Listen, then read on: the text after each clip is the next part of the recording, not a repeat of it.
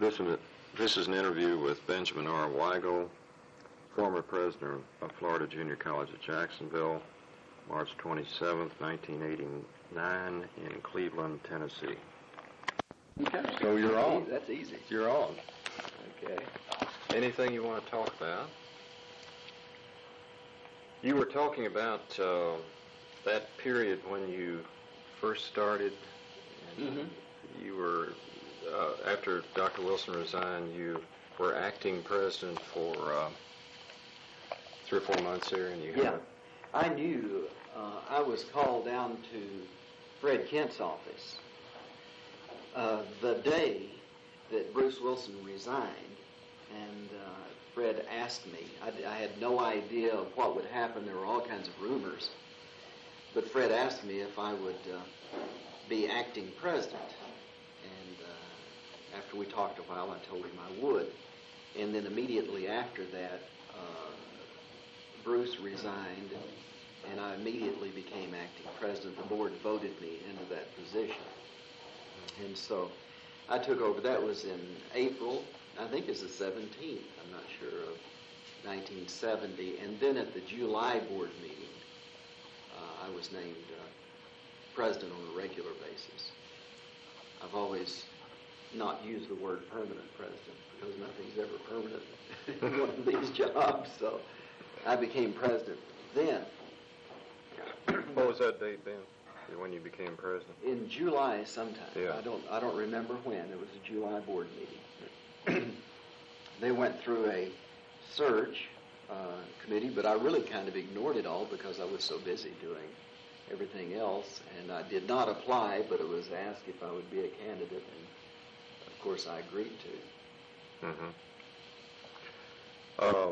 What were some factors that changed you from acting president to... Well, we were talking about that early mention that it was a very interesting time when there's not an orderly transition in the presidency. For example, I had to sign the first payroll by hand, and a lot of the checks, by hand, because officially they had Dr. Wilson's signature on them, and of course, since he was no longer president, that was not really appropriate. So I must have signed a zillion checks. I signed hundreds upon hundreds of them. There were all kinds of interviews of people who wanted to talk to me, and that took some time. And then just really kind of trying to hold the show in the road, for the first few days, and it was rather hectic. But I would say within a month, maybe 2 or 3 weeks, it's just a very super short time. It was only a few days, literally. There was a real problem at the old downtown center, the one that was in the Catholic school. You'll have to remember the name of the Catholic school where we had. Is that on Main Street? Yeah. Well, no, it was over east of there. But it was the old Manpower program.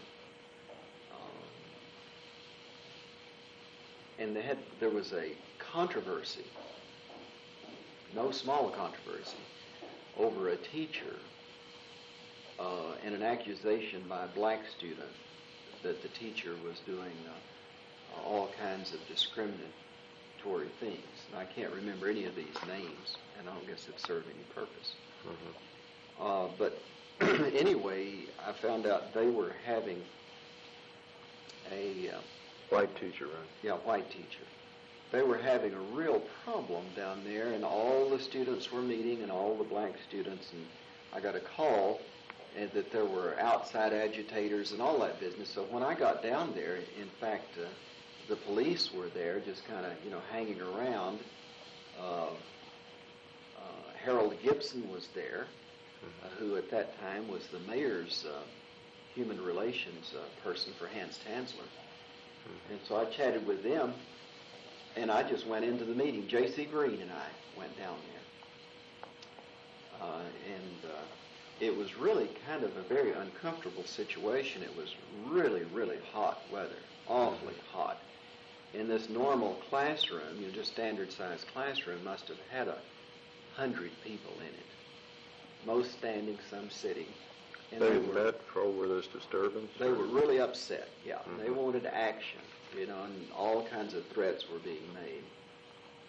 And there was some fellow, a very large fellow, I can't remember his name, and he was really giving everybody a hard time and making accusations and so forth.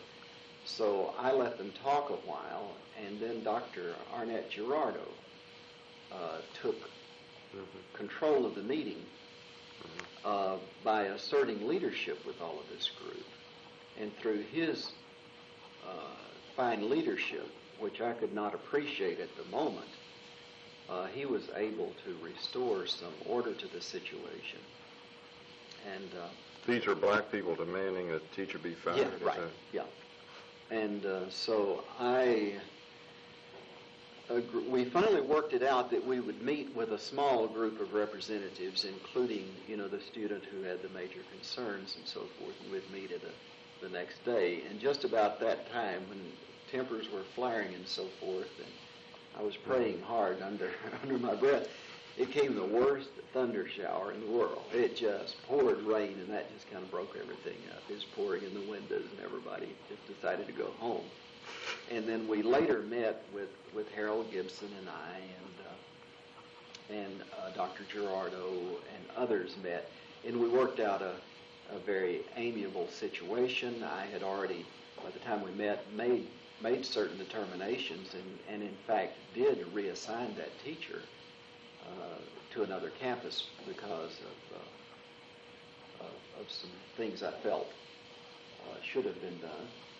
And it all worked out real well and established a response. What it really established was a responsiveness to the need, but not a yielding to demands.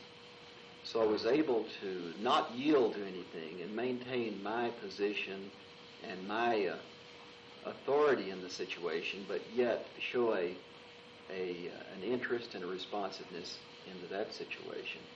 And what could have been a very, very bad situation turned out to be pretty nice and a good situation. And I think the board that was one of the things that the board was impressed as to the way I was able to handle that situation. And then generally, keep the college, moving ahead and progressing during this period of time. And then they felt they had enough confidence to vote me in as president. That was back when Fred Kent was the chairman and Don Martin was the vice chairman. You say you never actually applied for the presidency? Well, not as such. They asked me if I would be a candidate, and I said yes, but I did not pursue it in any way, shape, or form. Okay. You just agreed to. I agreed to, yeah. And I, went to an interview. You went before the search committee? Yeah, I think so. Yeah. And then, then the board met with everybody, their finalists, as a board later on, as I recall. My recollection may not be exactly perfect. So now when you took over in July of 70, the first, I think the North Campus went into full operation. North Campus opened just that a fall. Couple of more months they later. Opened, yeah. Well, North Campus opened a little over a year after I came to Jacksonville. As you recall, I came as Vice President for Planning and Development in July 1 of 1969. And then the North Campus opened for the fall semester of 1970. Did you get involved in that campus much in any way in getting it off the ground? Or? Well, it was already planned and under construction when I joined the college. Okay. And the South Campus was just getting ready to get started when I joined the college. But when I became president, both of those campuses were under construction. Mm-hmm. And then the North Campus opened a year later, I guess, fall of 19. South Campus. South Campus, Yeah. fall of 71, I Yeah, guess. right. Yeah. Ben, when you became president, when you became full president after the acting period, what were your own goals and visions for college? Okay. At that time, I saw as our number one goal was access, to provide access to individuals so that they could pursue educational opportunity. And that was my major goal. And to try to facilitate that access through everything from location to scheduling to the kinds of programs and so forth.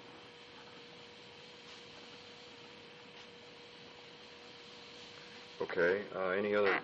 That was your number one goal. Yeah, that was the number one goal, is providing access. Then following that would be, of course, the development of the campuses, the development of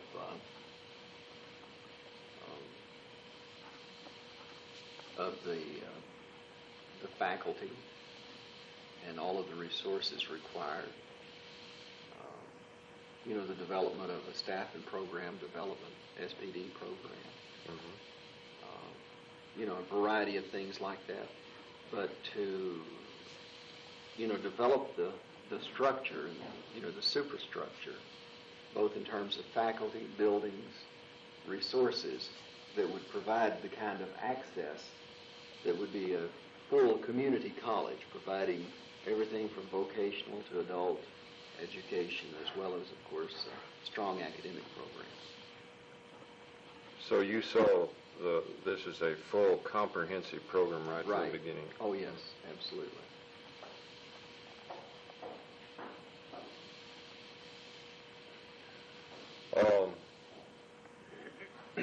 Ben, as time developed, how were your goals or vision? Were they modified in any way? Did you feel like you had to No, not really. Circumstances? Not really. I never really wavered from my basic commitment and philosophy to developing the college and making high-quality programs accessible. The amount of time I may have spent on one program, the priority, the approach I may have taken from time to time may have been interpreted by some as changing of priorities. For example, I spent a great deal of time with vocational technical education. And it was not that I thought that was any more important than anything else we were doing. In fact, I used to give a speech every fall, and I'd say, vocational education is the most important thing we can do, but it's not any more important than academics. And academics is the most important thing to do, but not any more important than adult. I was trying to maintain a balance, but in order to maintain a balance, sometimes I had to spend a lot of time on one or the other. In an area that I spent a great deal of time on was vocational education, simply because it required the time and a tremendous amount of development was needed in that area. What were some problems that required this time? Well, facilities were a real problem. Understanding of what vocational education ought to do, working with the state program, because we were one of the few area vocational schools. Most of that was done by the county school systems, and trying to work with the state and helping them to understand what our goals were, and trying to get the community involved and the industries involved and being responsive to them. And there were a lot of successes in that area, like the old JET Center, the Job Entry Center, a lot of the specialized training for industries who came to town, like, Bendix, remember that, and even later American Trans-Tech, and earlier on the offshore power systems. All of those areas we were doing specialized training for. You did. We did specialized training for Bendix, and who else? Oh, America Trans-Tech later, earlier on, offshore power, but many, many others. We did, a lot of specialized training to enhance business and industry, which we felt would enhance jobs, which would help the students and the growth of the community. Really, a lot of what I saw in this access business was really an overriding interest in community development. If you develop the people, who was it? Thomas Jefferson said, "The people shall rule." If you develop the people, then everything gets better. So if you have quality programs and vocational training, quality programs and academic studies, quality program for the adults, and all of the forgotten folks in town, then then access and helping people to believe and understand that they could actually go to FJC and take classes was an overriding concern for community development. Did you find that many didn't really understand that? Oh yeah, earlier on there were a lot of people didn't really understand the programs of the college, and that you could really that there was really something there for them.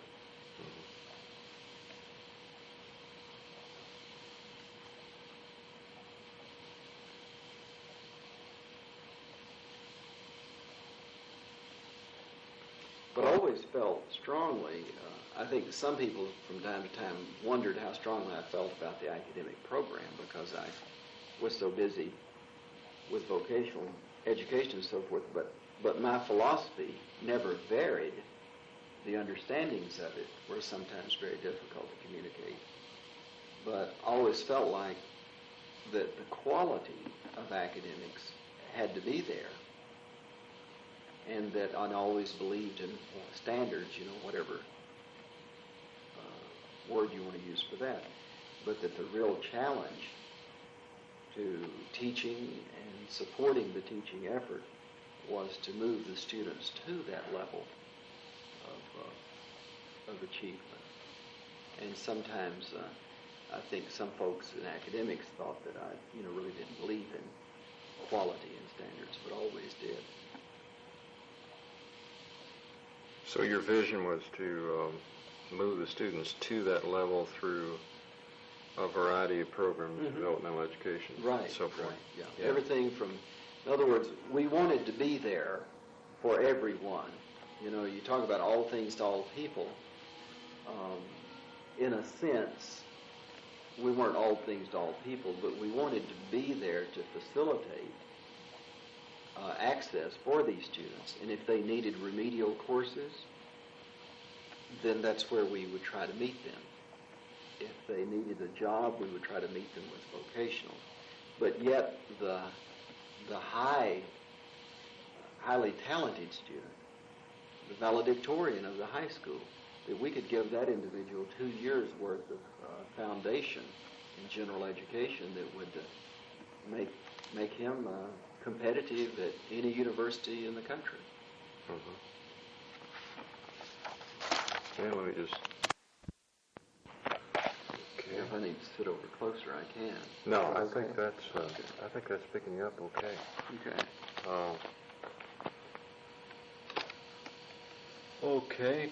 Ben, what do you consider your greatest successes at FJC over that almost 15-year period? Well, I would have to say, I would talk about them in general terms rather than specific. But generally is I think that FJC did become a truly comprehensive community college and did provide this access that I've been talking about. Probably as much or more than any community college in the United States. And I think we became known, and we had a national reputation in that regard because we had superior programs in all areas that we've talked about, and we ended up, serving, 75,000 different individuals, and those weren't just raw numbers to be counted, but you had to think about what all those people were doing and so forth. And I think I felt awfully good about the. I don't know if the other people appreciated or enjoyed it, but the last commencement exercise while I was there, and I don't know if I did it 2 years in a row or 1 year in a row, instead of a speaker, we highlighted student, achievement, and students who had, gone through difficulty and had been able to graduate, and students who had graduated with honors. We individually recognized them, and we tried to celebrate, achievement. Yeah, I remember that. That was and that meant a lot to me personally, because it let me review and see that we were really doing something to help people's lives and consequently develop the community. Do you remember any particular stories about where? Would you kind of name any names of any student successes that you?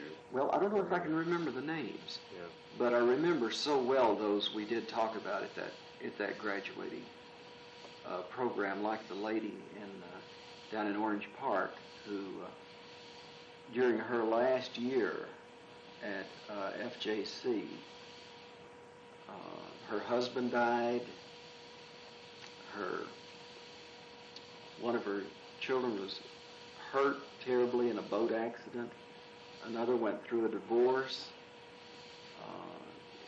She was audited by the IRS, and the family dog died, during that last year. And I remember her standing up on the stage in the Coliseum and graduating with honors. And as an example of a person who was a non-traditional student who came back to school, the college had provided the kind of scheduling that she needed, and the faculty resource and learning resources provided the support that she needed to achieve. And in spite of terrible setbacks, she was able to finish her course. And those kind of stories, I could. I guess you heard all kinds of. Name a zillion of those of people who. We had a lot of people who went to school at FJC and then later came back to work for the college. Right. Yeah. And like Stan Carter, you remember Stan? Yeah, I remember Stan Carter. Yeah. First time I ever saw Stan was in a church meeting before he got involved with FJC, and I was so impressed with his enthusiasm and determination. And Stan ended up going to school and then coming back and joining us. Is he still at the college? Yeah, in the handicap program. Super guy. And had I had a lot of chances to be with Stan. I would meet him downtown at a restaurant with some group, foundation or something we were working on for his program. And you treated Stan no different than anyone else. You'd say, well, we're going to meet here at lunch, Stan. He would get there by himself. He would get himself through lunch. No one ever, not only did you not do anything for him, you didn't even think about it. He was just, you didn't. He was so natural. You didn't see his disability because he was so determined and so buoyant and outgoing. And I felt awfully good about that. I tell you other things I felt good about while I was there. If you want just some individual examples. Yeah.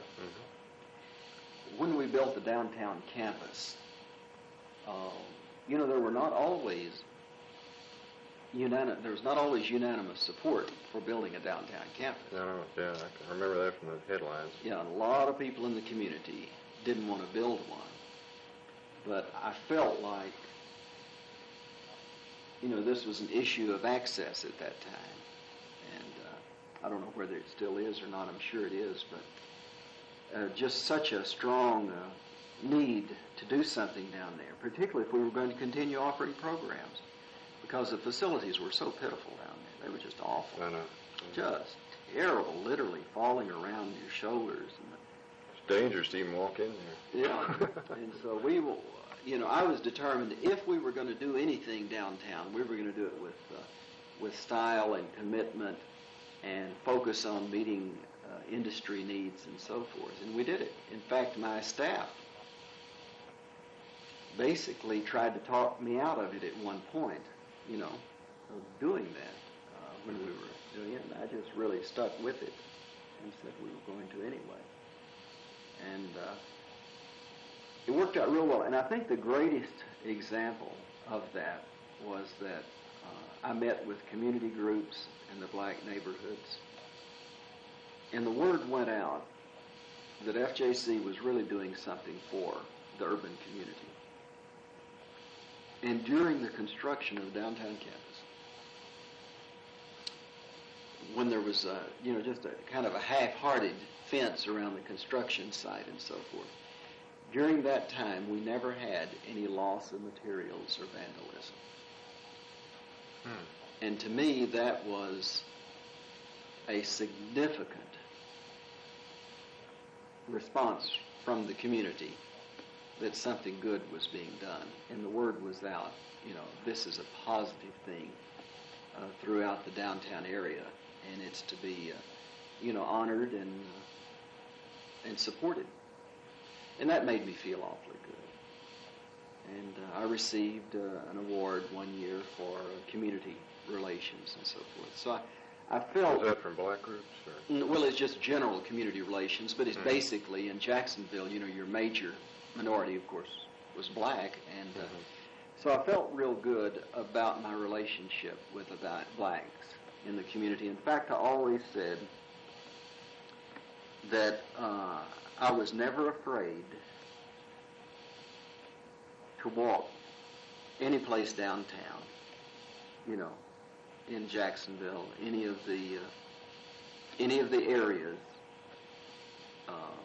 as long as I knew people who knew me and would recognize me, because I just felt totally unafraid, because I felt I had developed a rapport over the years in that regard. Who are some of the black leaders that stand out? Oh, well, of course, Dr. Gerardo, was a superior guy and a person. I guess I should call him a guy, but superior person. Harold Gibson, was a strong fellow. Of course, Alton Yates. And I'm sure I'm forgetting several that I should remember. And their names just don't come to mind. But those were some of the... And the ministerial leadership was so positive and so strong. McKissick? Rudy McKissick.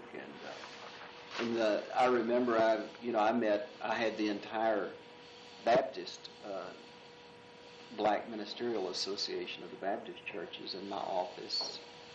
And just, so many that, I'm not thinking of, and I feel terrible about that. I considered as good friends and supporters of the community and the college.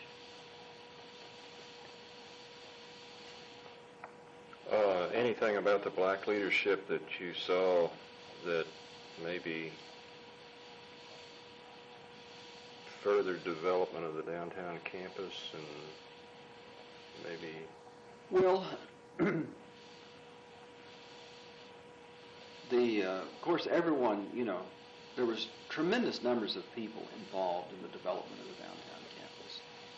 Don Martin and Fred Kent were particularly, and Don was, I think, chairman of the board when we developed the downtown campus. And Don, had the vision of meeting industry needs, which would develop the community and provide more jobs, which would provide economic opportunities for individuals in the community. And he strongly supported that, as well as the entire board. But Don pushed awfully hard to get the downtown campus. Hans Tansler was a superior supporter of the development of the downtown campus. Herb Underwood, Herb and I used to ride around up and down the blocks. Who is Herb Underwood? He was head of HUD at that time, Housing Urban Development. Oh, okay. And he and I used to drive up and down the blocks looking at that whole area. Well, now you got that free, didn't you? The downtown campus was given to you by the city, right? Right. Original, and I think we may have bought a little bit later on. The records would have to be looked at. I can't remember, but it turned out that we ended up with prime property downtown, and it just worked out really quite well. But all of the board members, were supportive, as well as lots of people in the community.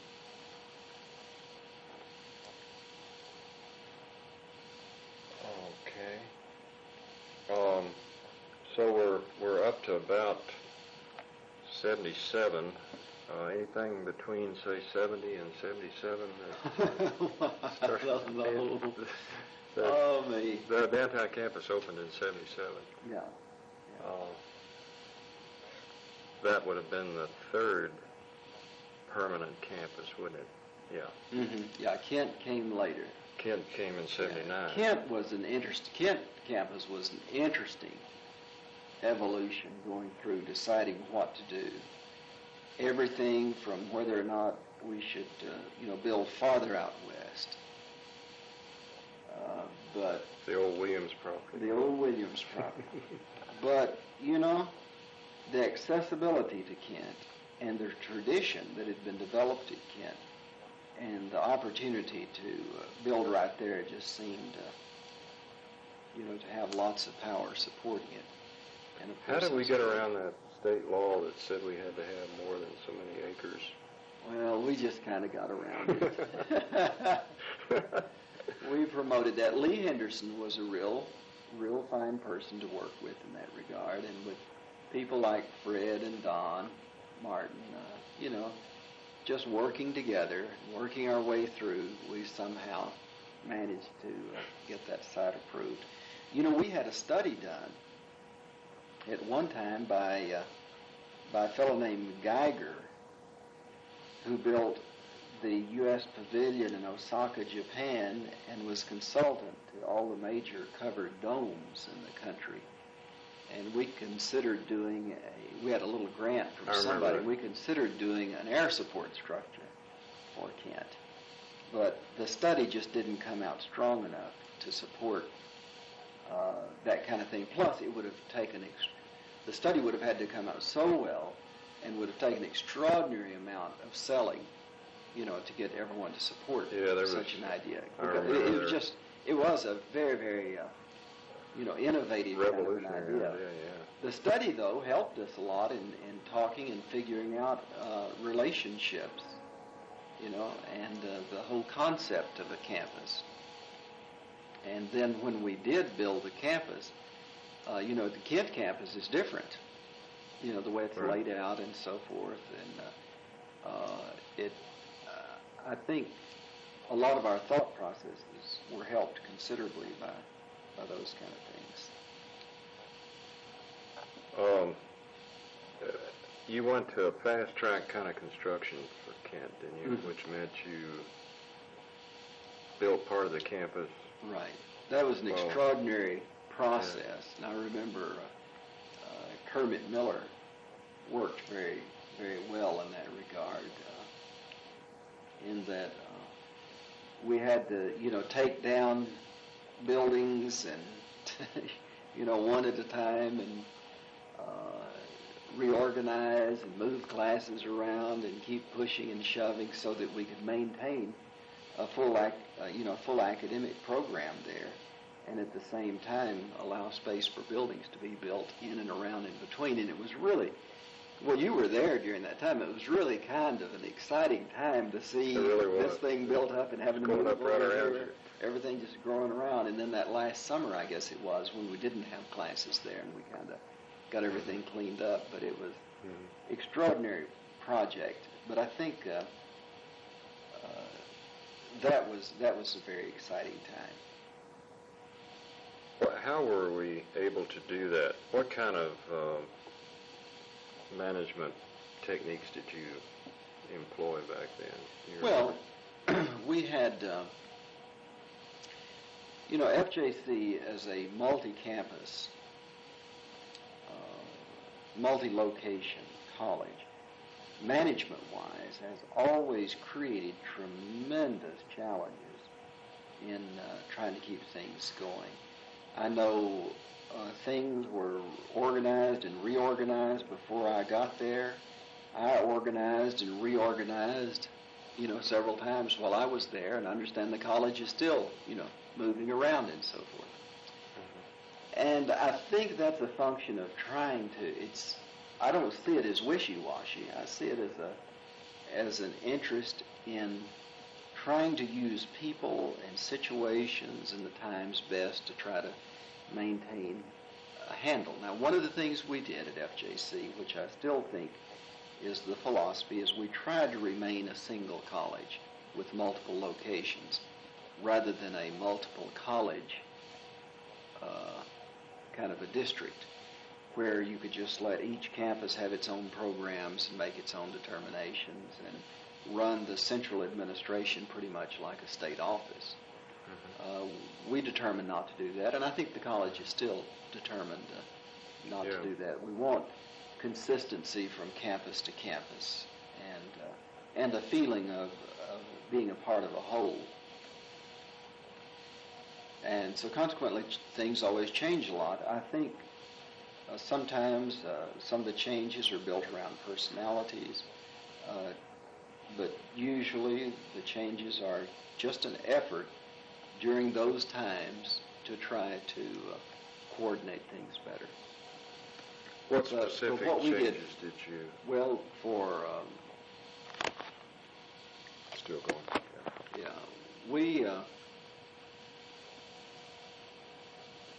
I was always seeking within the single college concept. I was always seeking the best coordination, but with the greatest amount of independence, at the campus level, without letting anyone, go their own way. And that was very tough. But what I basically was always seeking was good coordination, good handle on things, but yet let people do their own thing. Since I have been in industry, I have been able to articulate some concepts about decentralization and so forth that I was not as well able to articulate back then. Do you I won't go into that. But. Yeah. Well, I'm going to ask you maybe a little later how you compare your role now with college president. That's kind of a similar line of question. But do you remember any particular anecdote where things were really going smoothly and you felt this within a single college concept, yet the campuses were having as much autonomy as they could be allowed and everything was going? Do you remember any particular really situation that stands out? When things were going the smoothest? Well, I always felt like when things were going the smoothest, that's when we'd have some big issue come up. Later on, something to spoil it, because you didn't live too long, on the good times. But I remember, a lot of good days back there. I think we tended to do better when we had a lot of things to work on. As troublesome as they were, to try to work our way through, like all the standards of progress and all that kind of business, was a good thing for the college to work on. And of course I believed in the standards and so forth. You mean when there's a lot of building and so forth, it was better than when things finally got built? Is that what? Yeah. With things going up and things... I think there was an excitement during physical construction. that was very helpful to the college. I think it's always builds morale to see things moving and growing and happening. I think that's always a good time. Mm-hmm.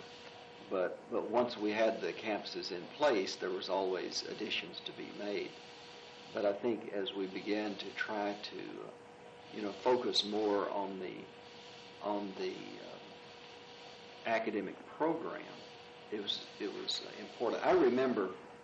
You remember, whenever we did the standards of progress. When was that? In the early '80s, 82 maybe. I don't know. Standards of progress. You remember where we had to go to? We tried to establish standards for each of the courses in English and math and so forth, and from campus to campus, and we had the committees working on that was earlier. all the objectives. Well, we tried to do that years earlier, and it kind of blew up because it was a violation of everybody's privilege. Then later, it was done because of the state mandate. But I thought those times were good to get people to look at things. You can't. In the early '80s, you did management by objectives. Is that we did management by objectives a long time ago. Mm-hmm. But I've always done management by objectives, though. I figured if you didn't know where you were going, you ought to have some idea of where you're going. That's all in the world. Objectives are. They just the format gives you an opportunity to put some structure to it in terms of time and place and who does what with whom, and when it's and what does it look like when it's finished. Mm-hmm.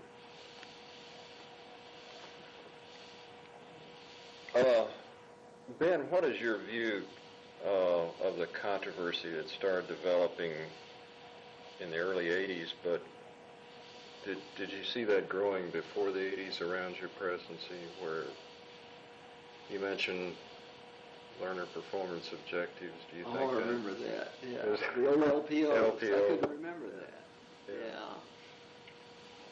Yeah. I think there were times when I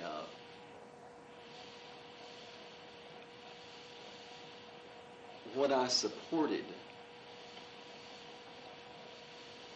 the end results, but maybe didn't get as involved in the process development as I might have. Does that make sense? You mean as far as like an LPO and so forth?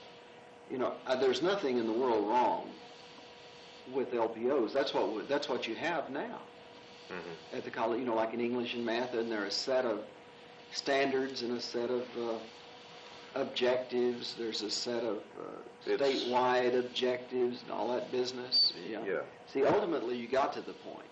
Mm-hmm. The LPOs were nothing more than that. In fact, they were probably less than that fact. But the LPOs was a way to try to put some structure and support behind what was called standards. The way that was done and accomplished the process was not successful. And I should have probably paid more attention to the process and when I'm saying the process all the way from, the initial floating of the idea all the way to however it might be implemented. Where do you think you could have maybe succeeded with that if you I think working more with people, with faculty, spending more time with faculty members in groups and individually and so forth. Again, the multiple location thing just really is so difficult to get around enough and get to know faculty members. Well, I could go months without laying eyes on a faculty member. If I happen to be out, they happen to be in class or on a different schedule, or and I'd visit the campus and just happen to miss them. Well, that could go on. I could go a whole year, I guess, without seeing someone. So that made it very difficult. I think all of these issues, if you could just spend enough time together, you could solve. But again, that's That's the difficulty of multiple locations. So, did you see the controversy that finally came to a head in early 80s, mid 80s? Did you see that growing back in the LPO time, or in looking back on that, do you think that was? I think we had, we had the faculty union election back in the mid-late 70s. What was that, 77? Mm-hmm. Is that when it was? There were a couple there. And then there was one in about 80. Or 81. Right, yeah. There was one there were a couple there. There were two 4 or 5 years apart. Yeah, there were two faculty union elections. One was in 77 and one was in 81 or something like that. And, things became, I think some things became focused upon just for the purpose of the unionization effort. And then some things, could have been processed, in a more, whatever collegial means, in a more collegial way. You remember any specifics there Well, that could have been focused on? Well, like the LPOs, but also, I think we did not have a way of focusing upon results back then, because that was treading too hard on someone's academic turf. Okay, to try to focus upon what were the results that should be required of a student if a student is to get a passing grade in XYZ course.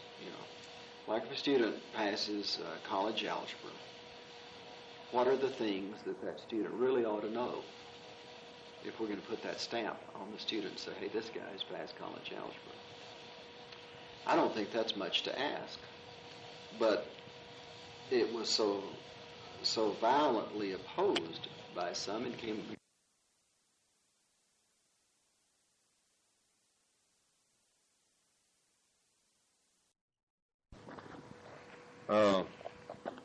We were talking.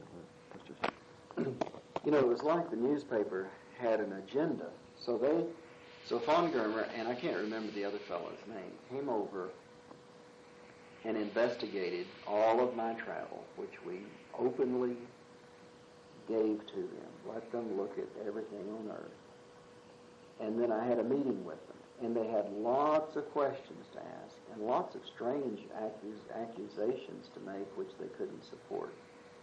Like they asked about, they implied that my wife traveled at the college's expense, which she did not, and I told them that she did not, and that I'd paid her way to everything, and there was full support and backup for that, which there was. So then they'd try this and try that, make accusations. And then they said, well, you were gone a third of the time last year. And I said, well, you'd have to show me that. And so they showed me, and it was like 29%, including my annual leave and holidays and sick leave and everything. And they just rounded it up to a third, including my own personal, vacation time and so forth, all of that sort of thing.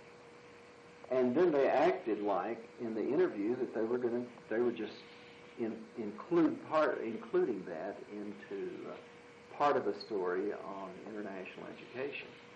So when that Sunday paper came out, I was quite shocked, that it was all of the criticism of Wygal's travels. Now, the way they got the criticism, and this was part of their agenda, is they would work on something, then they would shop that around politicians, prominent people, and so forth, shop it around until somebody would say something negative, and then they would quote that as though that person had had initiated the comment. What do you mean shop around it? You mean... Oh, they'd get on the phone and call and say, did you know Wygal traveled XYZ and was gone a third of the time? What do you think about that? And they might say, well, I don't know. And they say, well, what do you think about some? And they say, well, that sounds like a little excessive. Then the headlines would be, as Joe Blow says, Wygal travels excessive. You know, it's, pure creation of a story. For example, the governor, Bob Graham, was over doing one of his work days on a building. And he was over there purely for the thing, and Von Germer caught him and said, do you think Wygal travels too much? And this came back through his office that he said, well, I just don't know. I'm sure he does fine. And she pressed and pressed until he said, well, maybe that is too much travel. And then the headlines on the front page the next day was, Governor blasts Wygal's travels. Yeah, that's the way they... And that was done, I mean, to me that's creating news. It's, I mean, why would that be on the front page as though it was an event? It wasn't an event. I'd been traveling all along and so forth. And I didn't travel as much as some of the other college presidents in the state. Others, travel more than I did. See, that included all my trips to Tallahassee, my sick leave, vacation time, as well as any other business trips, that I had to take. If you took all of those out, then I really wasn't gone that significant amount of time. You mean... And all of the international trips were paid by somebody else. They were? Oh, yeah. Basically, except for maybe little incidentals, basically my international travel was paid either by grants or by the other organization on the other end or somebody else, I can't remember, there may have been one trip, but I can't remember just, going off to some country and just charging it to the college. If you went to England, was that paid by... Mostly always paid by somebody else. Blackpool? Yeah, either by Blackpool or by a conference or something. When I went to China, it was all paid for. When I went to Republic of China, Taiwan, it was all paid for by the government of Taiwan. When I went to Australia, it was all paid for by an association over there that I was their guest and their guest speaker. I don't think this is something that's ever come out. I think this is good information. And the newspaper. So I went, and Von Germer used to use a word called the FJC Project, which came back to me. So I went down to see the editor and the publisher of the paper, and I said, after this article came out, I was advised to do it. So I went down and I said, gee whiz, guys, what's going on? What's the FJC Project? I said, we don't know anything about it. And they acted very upset that I was there, especially a fellow named Hartman. He acted like he was terribly irritated that I was there.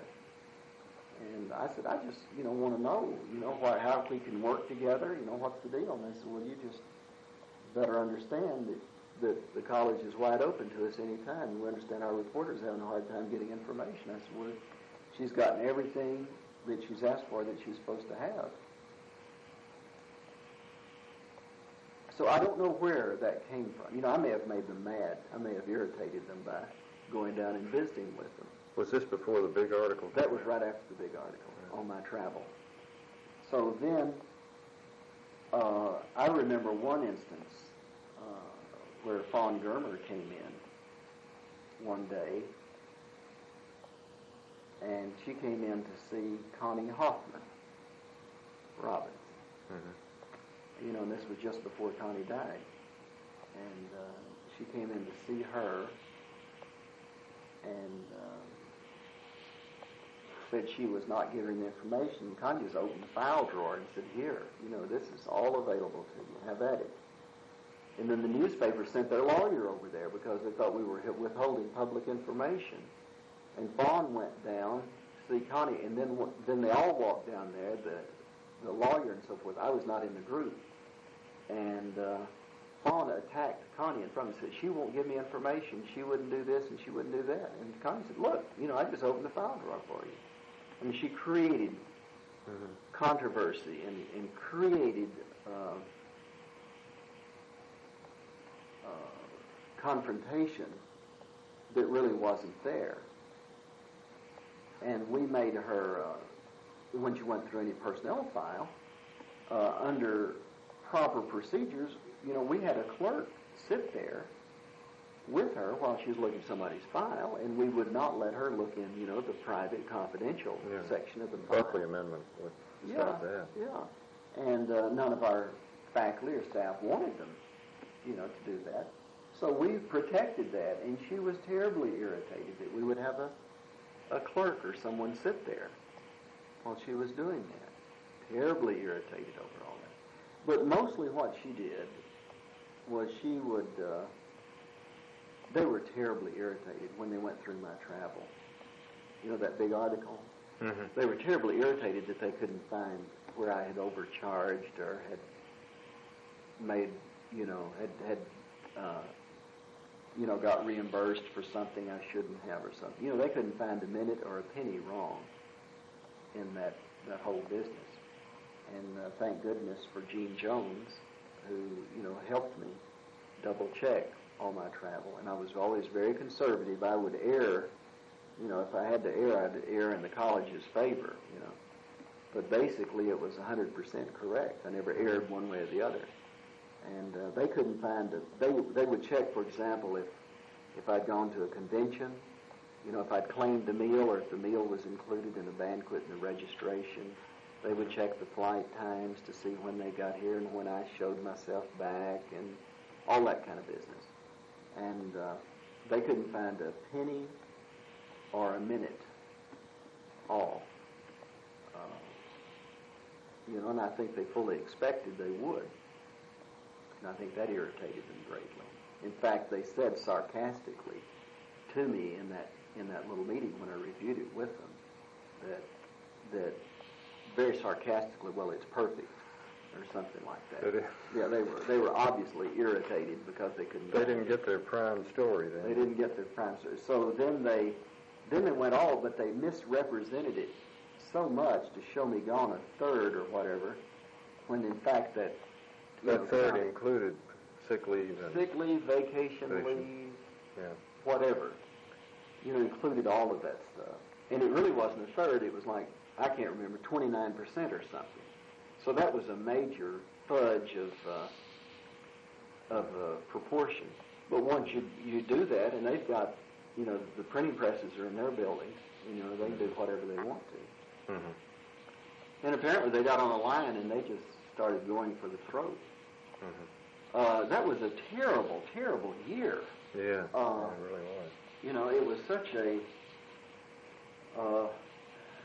the Roland Terrell thing was so sad. Mm-hmm. Roland would have never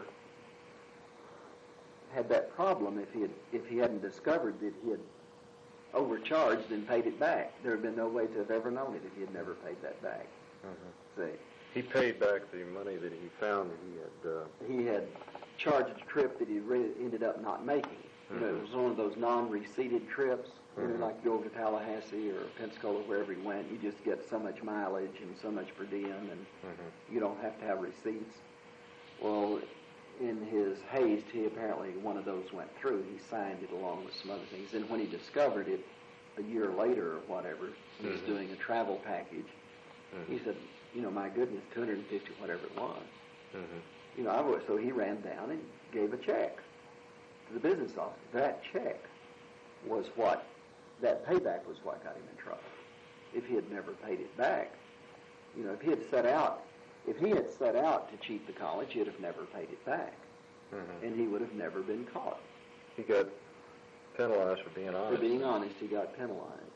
Mm-hmm. And that was a terrible injustice on his part.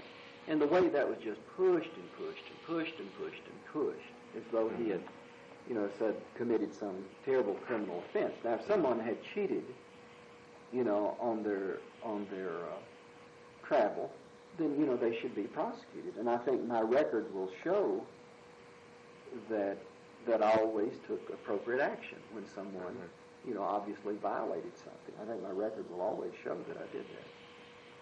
There were no criminal charges brought up at all? No. I mean, as bad as some people wanted. And then, of course, Senator Carlucci, really pressed that really hard, with regard to him. With regard to Terrell? Mm-hmm. To have him prosecuted? Yeah. Oh, yeah. Yeah, he wanted him prosecuted.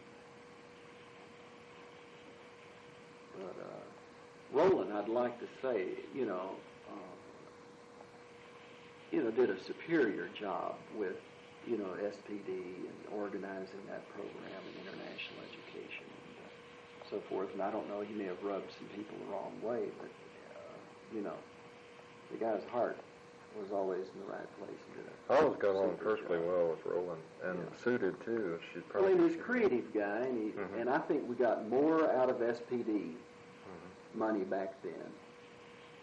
As far as some really creative stuff and faculty getting to do lots of things. He's just a super guy. And I felt terrible about that. Then Connie died, and that was a tremendous personal loss because I really, thought so much of Connie. She was a sweet woman. Yeah, I don't want to say girl, but she. Yeah, and Connie had a, high moral values. So, such high moral values and such strong commitment to what she was doing. And I appreciated her so much. That was a terrible time. I went to see her in the hospital. She was dying. It's a fast cancer, that was wasn't it? just so sad. What did she have? Bone cancer? No, she had cancer of the bladder, I think is where it started. But that was just so sad. That happened. She was married to Steve Robinson, right? Yeah. She married Steve just about a year, I guess.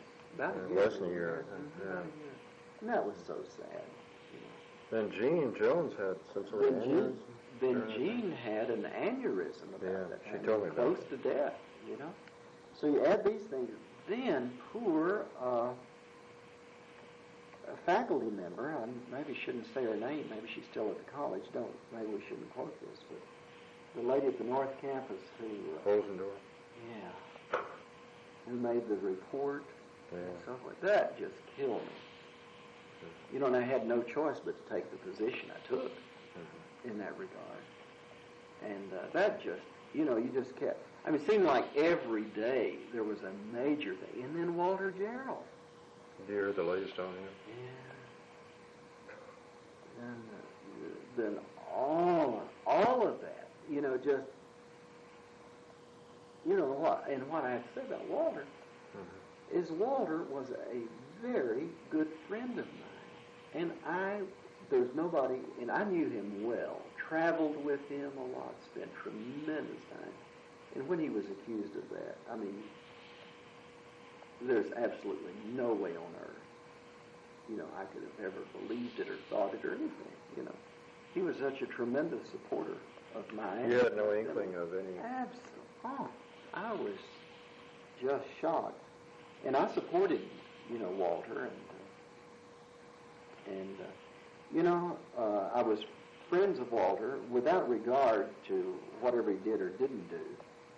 I continued to think about, what would you do for someone like this? So I, continued to pray for him and think positive thoughts about him and wrote him letters when he was in prison. Because, well, that's the right thing to do. Because that's a friend, And is it okay if we quote all that? That's fine.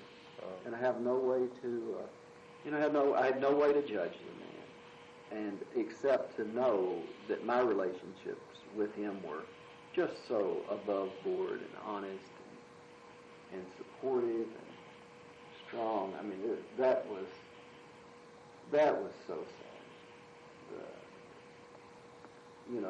Just a major tragedy for him and for the college.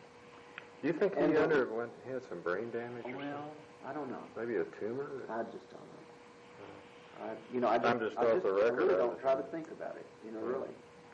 But, But then at the same time, when that happened, it was never in the newspaper that prominent local physician did such and so. It was chairman of FJC, and it was written as though he were a full-time employee. It gave you the impression that he was full-time FJC some way, full-time chairman. Mm-hmm. And that was, that was sad. That it was, that just added more, fuel to the fire. And it.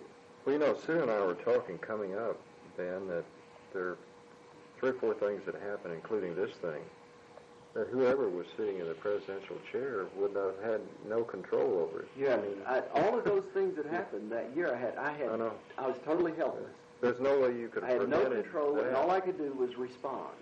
Mm-hmm. I had nothing to do with initiating any of that stuff. I couldn't plan any of it. I couldn't be ahead of it. I couldn't be prepared. It's just people walking up and hitting you in the face with a wet rag or something. That was it every morning. I'd wonder what was going to be in the newspaper next.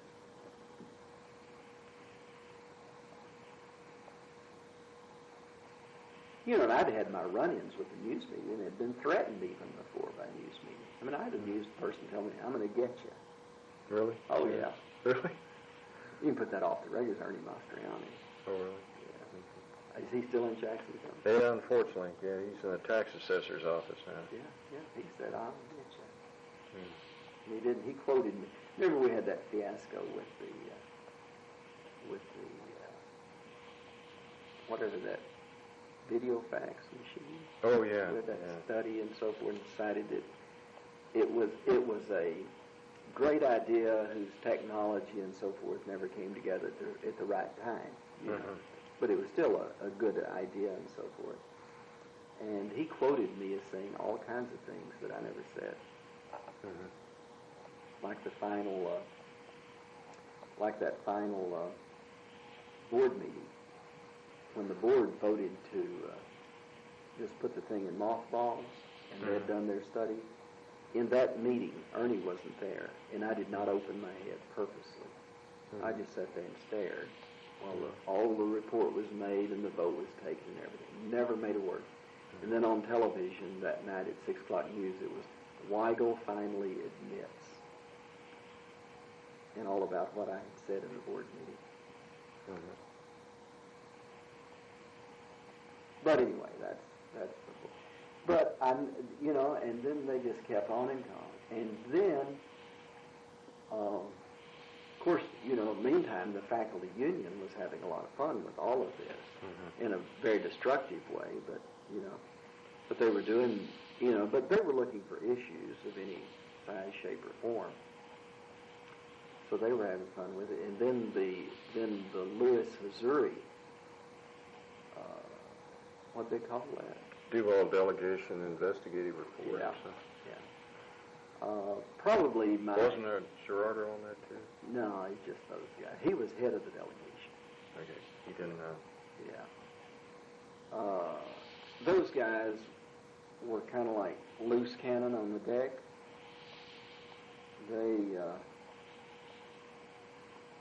They saw it as an opportunity, I guess, to get all involved in something. And I just didn't pay them enough attention, I guess. I didn't have much. You didn't respond? No, I didn't pay. I didn't go to their I'd only go to their meetings if they wanted me to, and presented the information. And they would be in a meeting, and they'd give a faculty member who wanted to say something positive, they'd just cut him off. And anybody who wanted to say something negative, they'd just give them time and time and time. It was so negative from the beginning. And I didn't see Missouri or Lewis, either one, as being that much of a heavyweight within the political structure that I needed to pay them that much of attention. And I don't think that went over real big. And I kept getting all these reports back as to what they were going to do and what they weren't going to do. And to me, whatever they did or didn't do was totally inconsequential. And I guess I cared less and I let it show. I could care less what those guys did, and I kind of let it show. and that probably was not good. I was going to ask you about what kind of damage control did you try to bring about during that 83-84 period?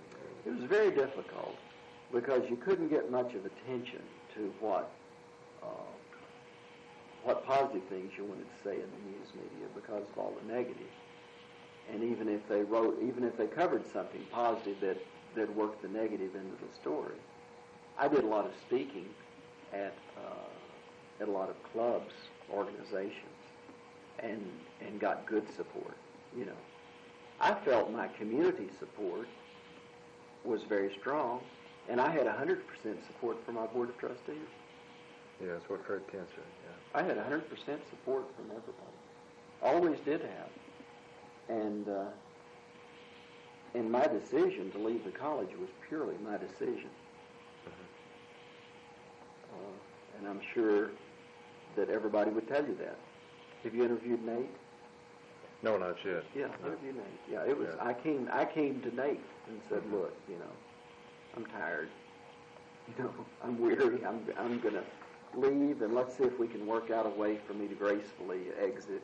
And that's what Fred Kent said. Yeah. Yeah. See if we can figure out a way for me to gracefully exit and for you guys to survive. Well, you know. Were you sort of looking before all this happened at maybe a change? Oh, I had considered leaving the college. I almost left the college probably 5 years before that. And probably should We heard you were trying to get the ACJC presidency or something. No. Were you involved in that? I did go to one interview for that because I was nominated.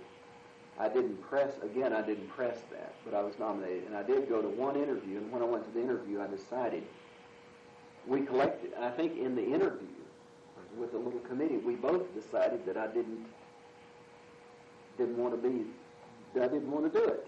I didn't want to go to ACJC, and it's just kind of a mutual thing that by the time I finished my interview, I didn't really want to do that job. So yeah, I did go to that. That was whenever that was, 5 or 6 years before, 4 or 5 years. And then I considered a university professorship, probably in about 79 or so. Where was that then? That was, I really shouldn't say, but I will. It's at the University of Tennessee. That's one I was looking at, but I probably shouldn't. I don't know. Well, I guess it hurt to say. I don't know. But I considered that, and UT Knoxville? Mm-hmm. In speech? No, it's a in graduate program. Graduate education. Yeah. Mm-hmm. It's higher education. Yeah. And so, I considered those kind of things. And if you want to go ahead and tell me when you're ready to talk about the thought processes that went through my mind when I decided to leave. Go ahead. Are you ready for that part? Sure. Well, jump back and forth. every day, almost daily or weekly, there was something happening. But when you put together the vicious attack on the international education program, on the trap, Roland's situation, Connie's situation, Gerald's situation, Holzendorf's situation, each of those would last a year by themselves. Would be a major enough thing to happen in 1 year. And I'm probably forgetting some things that were about as bad. Ann Dalton's trunk of stuff from Africa. Oh. Yeah, just whatever. I never could figure that. I didn't pay attention to I never could figure that I out. just ignored that one. That's her thing. She's in Detroit now. Oh, did she leave the college? Yeah, she went to it. She's an assistant dean at a ghetto school in Detroit. Really? Yeah. Wow. She and Dan Thomas. Really? Yeah. You heard about Dan Thomas, didn't you? J.U., Dan Thomas? No. Dan Thomas, the black guy at FJC. Oh, you were already gone. Don't remember him. He was supposed to. This is when we first went to department heads in '86 for the departments, and he was to be department head of Kent in English. And he went out and shot his roommate. Fortunately, it didn't kill him. It just wounded him. But that was a real, after, it hadn't been too long after Gerald, went to jail. Yeah. And here we have this shooting. And so I filled in his place for a year or so. But he also went up to Detroit and was an assistant dean up there. Wow. Wow. But anyway, you just add these one after the other. Just, weekly something was happening. And then, of course, when Walter left the board, things became much different. And, the governor appointed Nate Wilson, and then Nate was elected chairman. And Nate and I had a superb relationship, and I think he will tell you that. We just had a superb communication and relationship. And after all of this, I was trying to think, how can you gracefully go away and do your own thing and not run away from a fight? I never particularly ran away from one, with whatever was going on.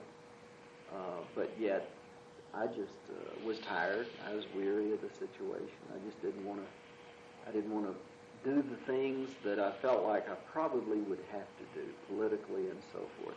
I felt like I would have to do a lot of political fence mending that I didn't care to do. I just didn't want to do that sort of thing. And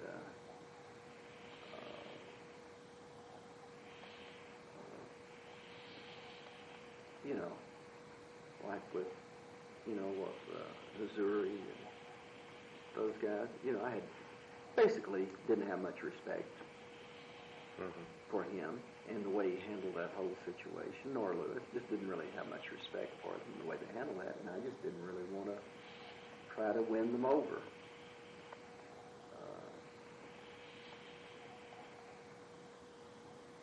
Or Carlucci. He's dead now. Of course, he's dead now. I knew that. So I don't want to say anything ugly about the dead. But still, I just had no desire to try to develop relationships and political relationships there. And so I started talking to Nate, and I just said, look, I think it's in my best interest and the college's best interest if we can just work out a transition to kind of let me go away gracefully and let you all be in a good condition to get a person hired that can, kind of make it a new day for everybody. And when I made that decision, I didn't second guess that decision half a second. Never look back. Right. Sometimes you look back and wonder, and so forth. I never even thought about, will people say that I'm admitting defeat or I'm running away from something or whatever. I just didn't care, because I knew what I was doing is I felt like I just, needed a breath of fresh air, and I was tired, and I was just ready to leave. So it took a while to work all of that out, though. You became well, what happened is consultant? it worked out to the best thing the board did was, I became just a consultant, for the remainder of my contract year, and I did a lot of work for them during that time. But then they hired, Lee Henderson as an interim thing, and I think that was a good thing because it made the next president, in this case, Chuck Spence, gave him an opportunity to be more successful.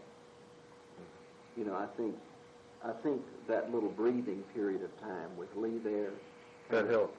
Kind of helped. Yeah. I think it helped the college, and it didn't hurt Lee, because Lee had made his career, right. So it didn't hurt Lee, and it helped the college, and I think it helped Chuck Spence coming in to have that have that little breathing spell in there. Ben, I want to be honest. We are going to get Howard Benson is sending a report. I haven't seen it yet, which we'll edit and we will include the union side. Oh, okay. So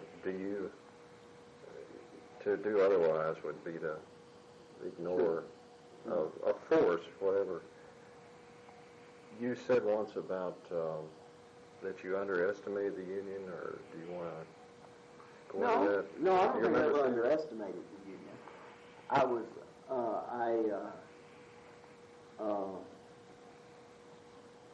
I think I underestimated some of the things that union members would do, maybe.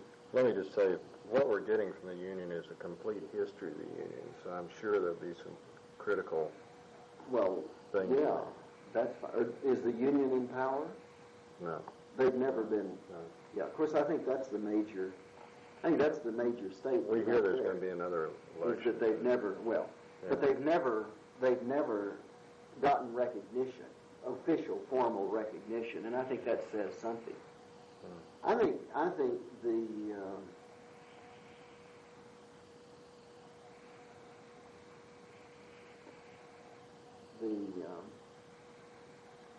thing I would say about the union is that only a very tiny number of union leaders were disappointing to me. There were a lot of faculty members who were members of the union that I felt very close to. I had no, differences with. I would have never, felt badly about them and hoped they didn't feel too badly about me about anything. But there were just a few people who I think, as much as anything, they were receiving recognition and having a lot of fun doing this. It's kind of like publishing a high school newspaper. And you've seen their publications, and a lot of that stuff was just real high schoolish. And I think it was a way for a small number to have a lot of fun and get a lot of attention. And they focused on some areas that you could criticize in any large, complex, multi-location organization. Anyone could have done that. And I'm not saying we were perfect by any stretch of the matter. But some of their charges and the cutesy things they did were very disappointing to me, for professional, so-called professional people to do. For example, I was at the downtown campus during one of the union elections, and it was at the time they had somebody up from Miami to help them. I can't remember the person's name. A lady. Do you remember who that was? I don't. But anyway, a faculty member was passing out. He was duplicating and getting ready to pass out a letter. Is this a downtown campus? Mm-hmm. A letter from me. And this was a letter saying all kinds of crazy things and threats and everything. And they had cut out my signature from one of my memos and stuck it on the bottom before they duplicated it and made it look like I had written this terrible memo. Oh, really? Mm-hmm. And I saw it, and I looked right at the faculty member, and I said, you don't want to be a part of this. I said, this is not you. And he was terribly embarrassed. And I don't know what he did with it. He may have just junked them. But it didn't actually get passed. I don't know. Not really.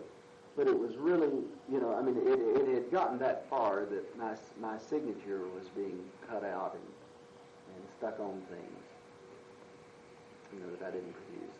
And that made me feel bad that people would even think to do that kind of thing, that would call themselves professional.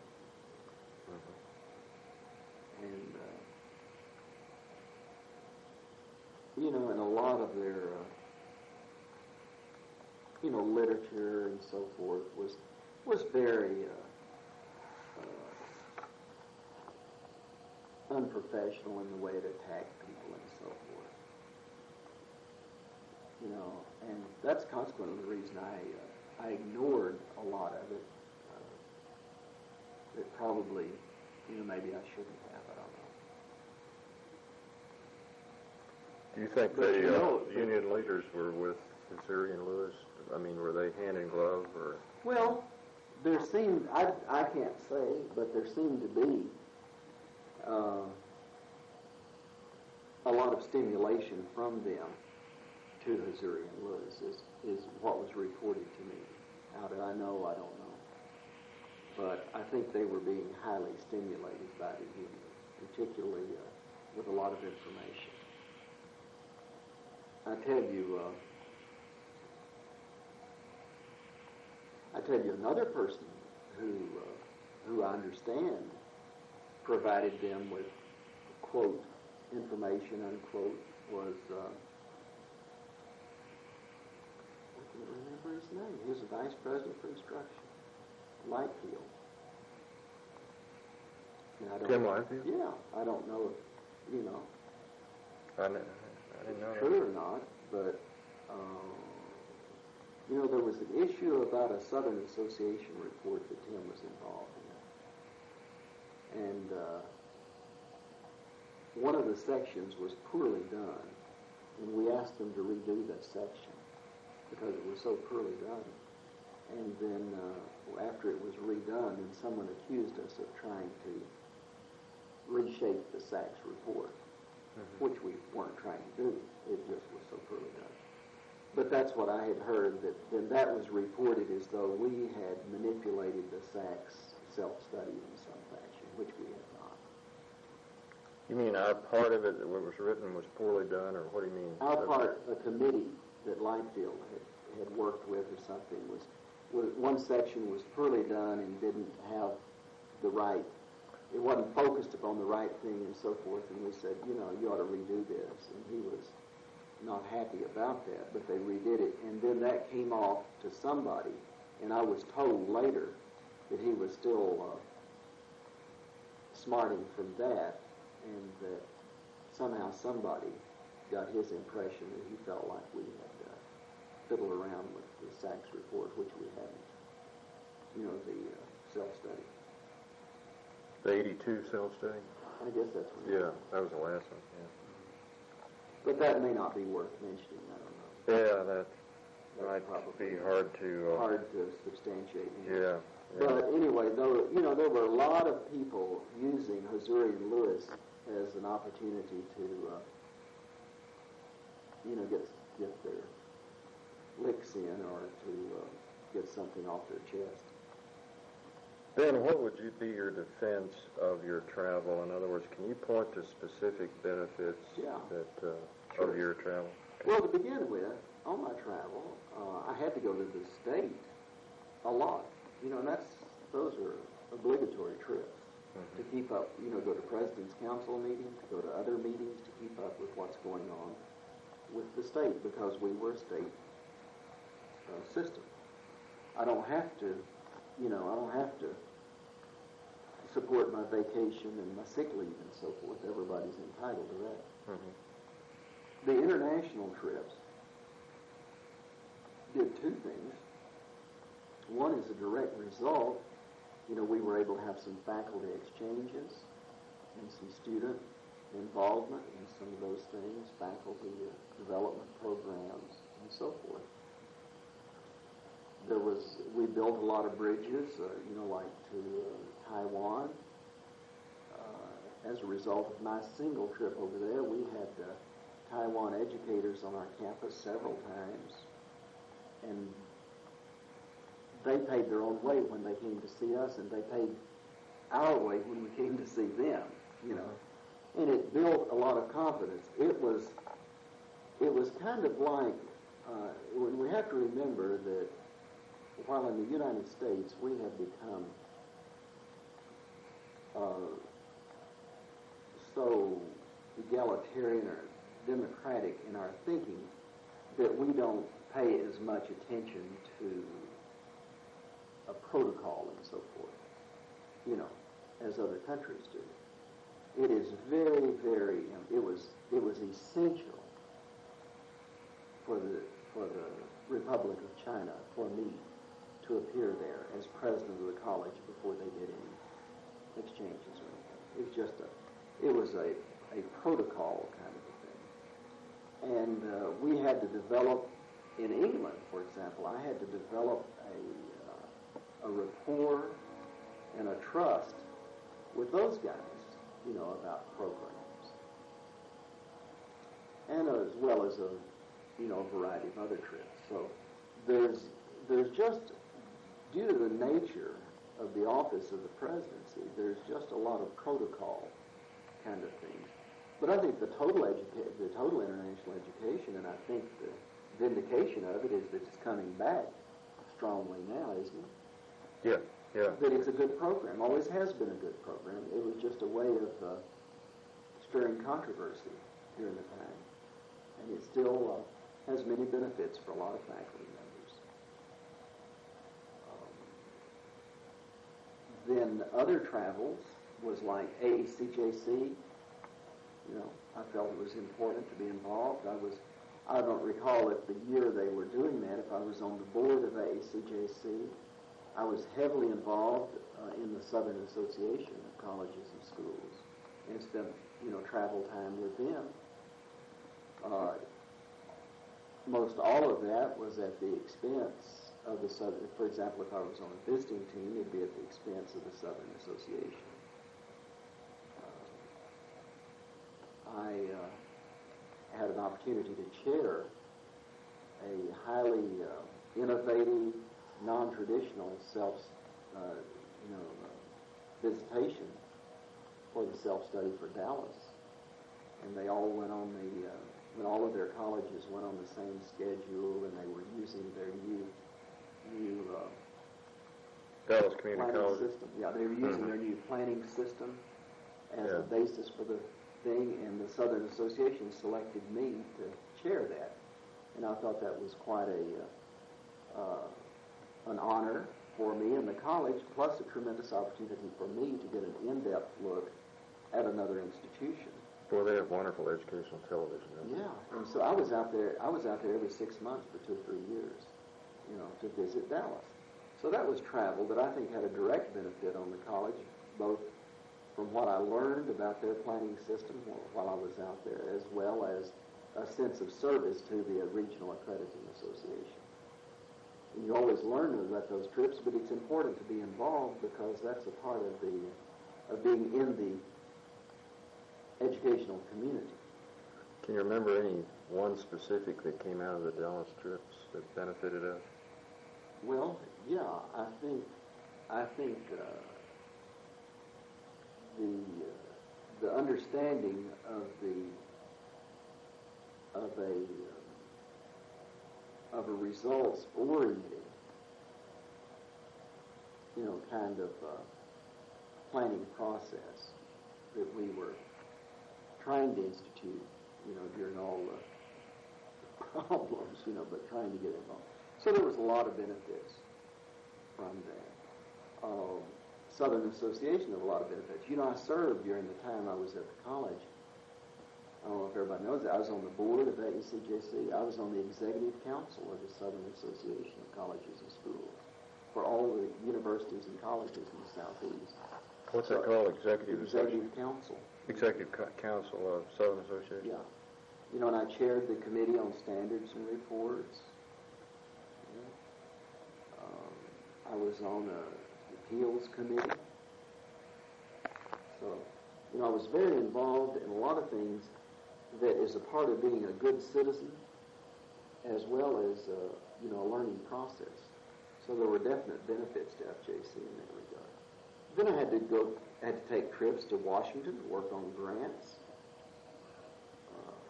that had a specific,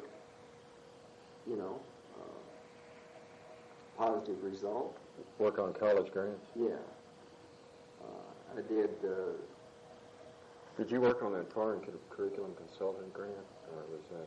Well, I was always involved in those. Yeah.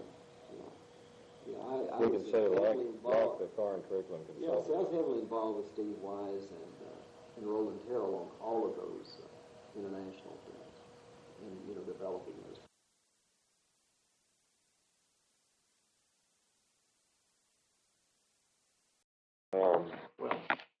But don't let me rush to a conclusion if you got something really hot. One question, looking back on that 14 and a half years, I guess, right? Yeah. If you could go back and in a time warp, what would you change? Is there any? Well, I would be a very different president now after having worked in industry. I would probably be different. I would probably not be. It probably wouldn't be any better or worse. I'd just probably be a little different in my assertiveness with certain things. Though I was always much more assertive than people thought I was, in situations. I just tried to do it in a nice, calm manner. But looking back on it, I probably would have.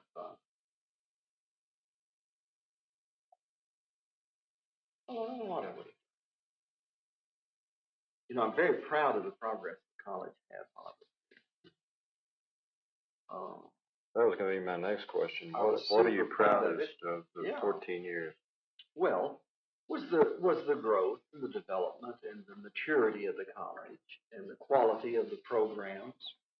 I think we had some superb we had programs that were unique. We had programs that were the best they could be in the nation. And overall, we had a quality school.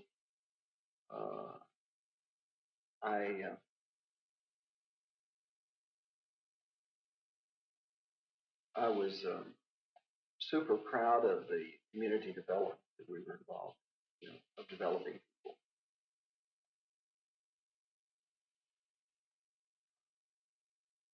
And that's the part that made it, all worthwhile. The part I missed while I was at FJC would have been was because of the size of it. I just couldn't get to know enough people. Couldn't get to spend enough time with students and faculty. It was just there were too many things that pulled me away. I wish I could have, paid less attention to bureaucracy, at the state level and so forth, and just focused more energy on just, being with the people in the college. That was very difficult. If I didn't watch it, I could go days and days and days and never appear on a campus.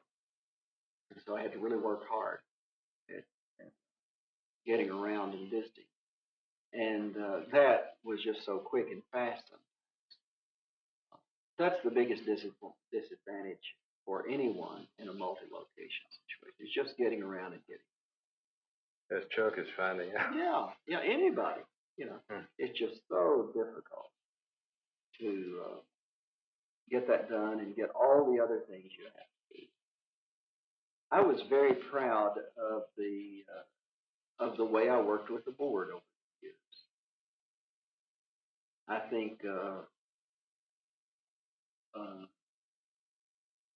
think I developed issues fairly well for them. I kept them fairly well informed. I tried to involve them, in the college in the appropriate way. And, I didn't always have a 100% vote on every issue, and I shouldn't have. That's, they're not supposed to be, automatically unanimous. But I felt like I thought I had very, very strong support by the board, and I felt I did a good job in working with the board of trustees. Proud of that. That was one of the problems, by the way, to go back to where we were. We're in 1984. The news media, the reporter was trying to get between me and the board. In other words, I was having difficulty in getting things out to the board and letting the board receive them first.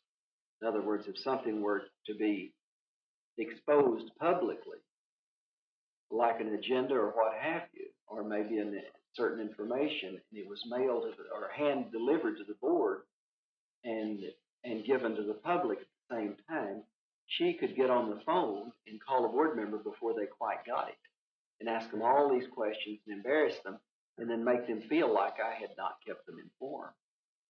And she worked real hard. We solved that after a few times, but she worked really hard at trying to get between me and the board members. What was she doing now exactly? She would, if she got a hold of information, say it was a public document that I was going to send to the board, and even if I had it hand delivered to the board, if I gave it to her at the same time, she would run and call board members before the car could get to them, and go over the information and ask them questions which would put them in an embarrassing situation and make them feel like I was not keeping them informed. She called members about the document before about the document before they could get it. And so we solved that, and that made her mad. We just didn't give it to her until we knew it had a chance to get to all the board.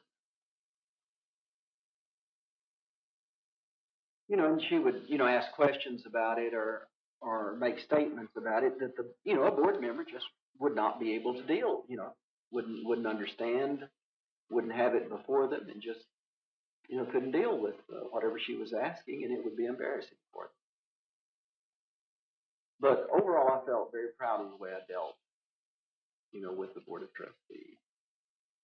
I felt very proud of the way I worked with community leadership, particularly business and industry, as well as agencies and organizations, the whole business. I felt very proud of that. I worked extremely hard to hold together the college and the public schools on the Duval-Nassau Coordinating Council for Vocational Education. I chaired that thing for a long time with the idea that we would take the leadership to keep us all coordinated and headed the same direction. What was the name of that then? Duval-Nassau Coordinating Council for Vocational Education. Worked with Eric Mill on that. Eric was, just a real fine person to work with. He's still working part-time. Yeah. Eric was fine. Thought a lot of Eric. I thought a lot of people. Thought a lot of Bob Gentry.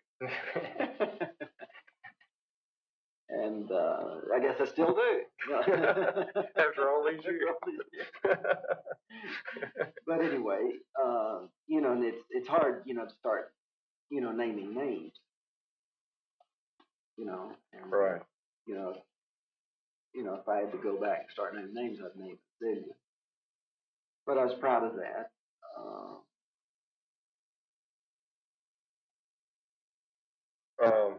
You and Larry Geis worked pretty closely, didn't you? Yeah. Larry was just a super person. And that was another tremendous personal loss for me. Didn't he die about that time, too? No, he died before. Before that? Yeah. But I missed Larry. If I had had Larry, in my corner when all that was going on, he would have been tremendous help and support to me. I really missed Larry during that period of time. He would have been superb in helping me through that. How do you think he would have helped? Well, in contacting people in the community, helping the understanding in the community, talking, helping support me through, the leadership in the community and so forth, and helping everybody to understand what the situation was. He had that kind of credibility, among the community, and it's always good for somebody else to try to explain for you, sometimes not always explaining yourself. And Larry just would have done that beautifully. And I really missed Larry. So they named that Marine Center. Oh, yeah. Yeah, I led the way at charge in doing that. The Marine Center opened right after I left. I was all involved in that program and pushed naming it for Larry.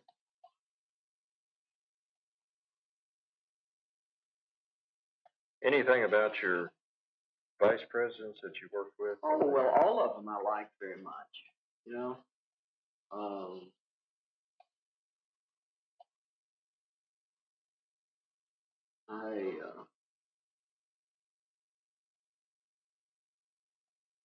Just starting back at the very, beginning, all the guys were just super that I thought so much of.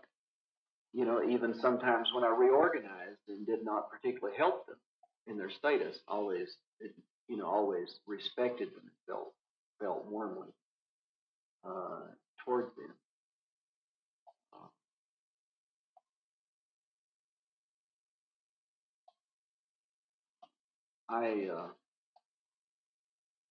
Just a few examples. I thought Jim Owen was one of as far as a basically high integrity person, was one of the finest people I've ever known.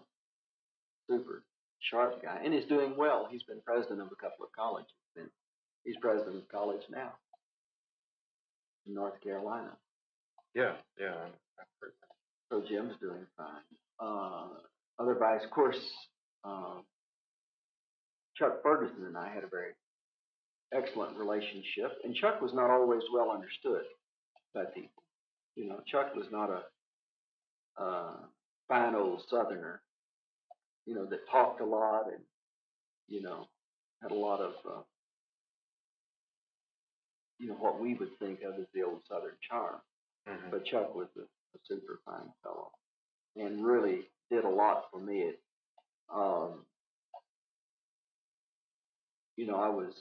I was very proud of all the fine work that Chuck did for FSCJ. Bob Watson and I were very close. And, Bob and I didn't always agree on everything. And, off the record, Bob and I must not put this in. We take time out. But, anyway, it was always, super hard work.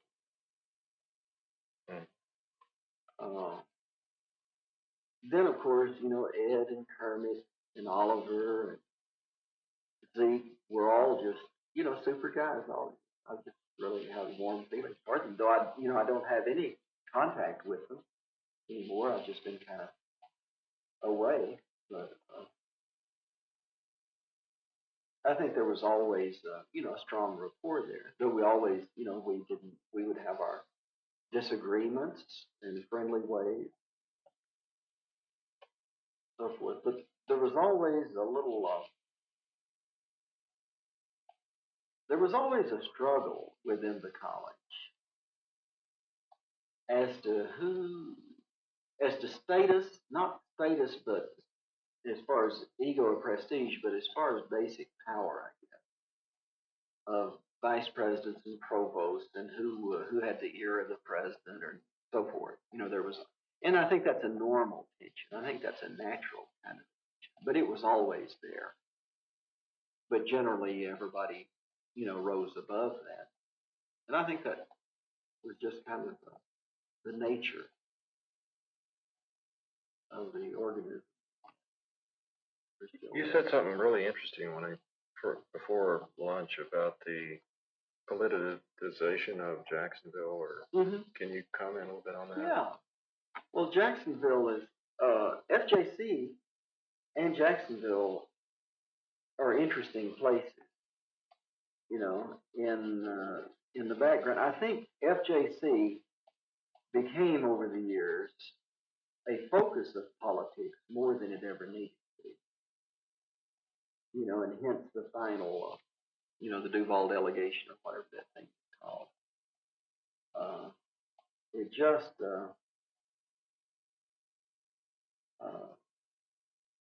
attracted more attention than it needed to as far as political. And I think one of the things that happened, I think there was some jealousy of FJC because we we grew and prospered like mad, tremendous prosperity. When others were trying to grow and were having difficulties and so forth. And, finally I became the senior institutional head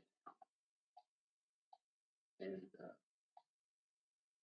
we were just so big and had so many programs that I think it created us problems with other organizations.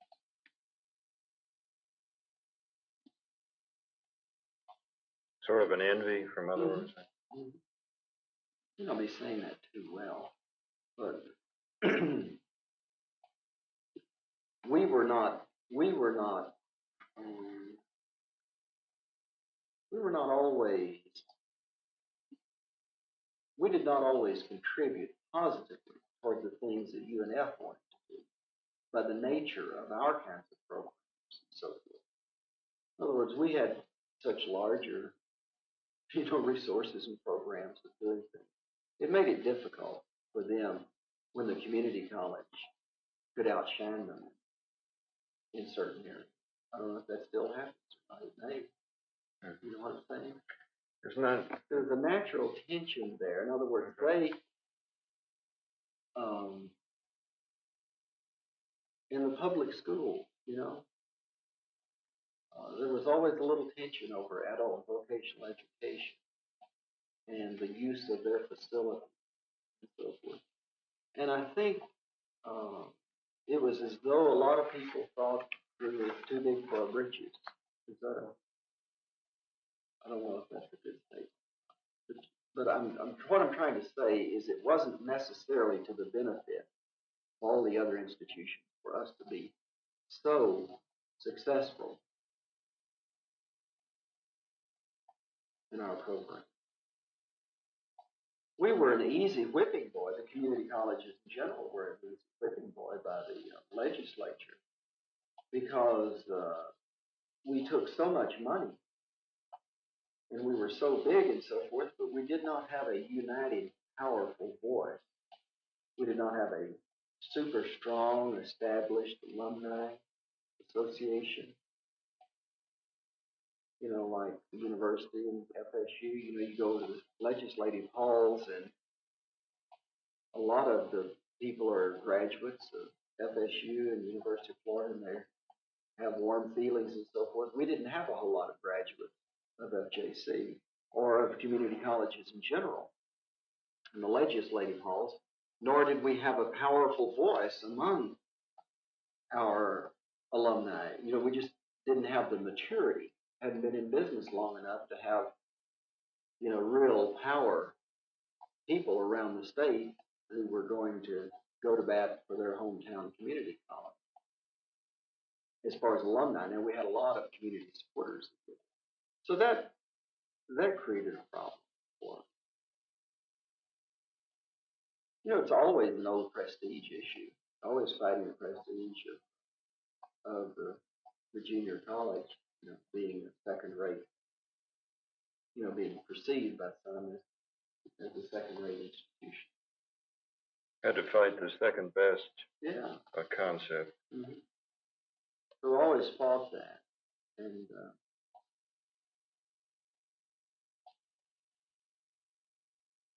And we did a lot of innovative programs that some people just didn't perceive an educational institution ought to be doing.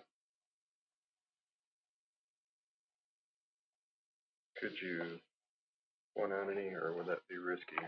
Well, it might be risky. I'll give you. It may be, in some of the programs we were, like international education is one.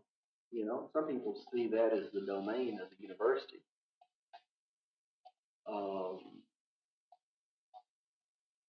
Some of our adult education programs, even vocational training programs.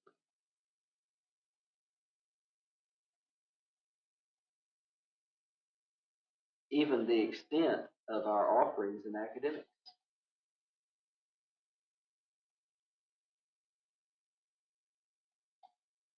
In other words, it was tough when you went over to community college. We offered all kinds of religion and philosophy and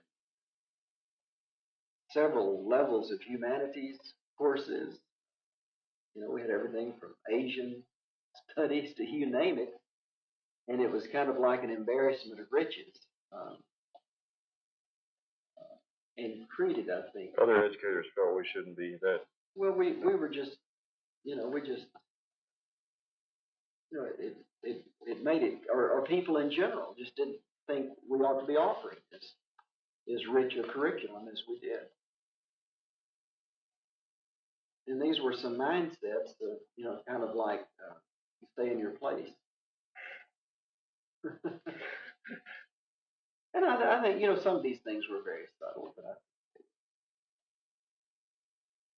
there, and we were always pitching and selling. Everybody that worked with programs, got out in the community, really pitched and sold well, their program.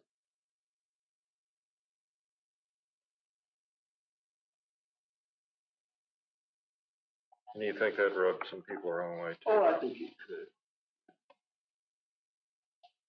Now the legislature, when they get in tough times,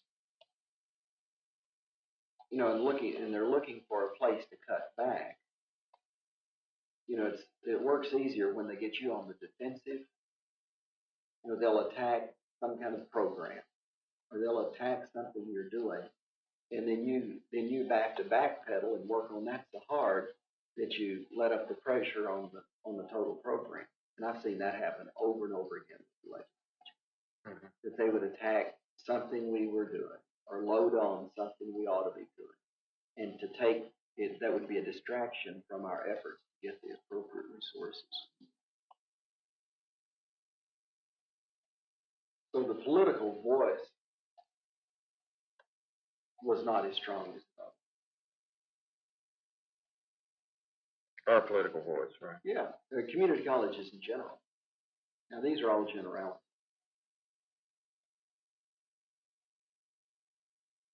Even with FACC. Yeah. Just didn't have the power there.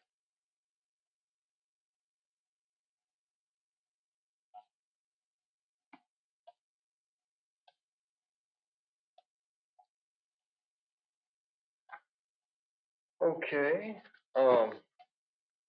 Then I have one other question, and you kind of hinted at it several times here. In fact, you've done more than hint at it.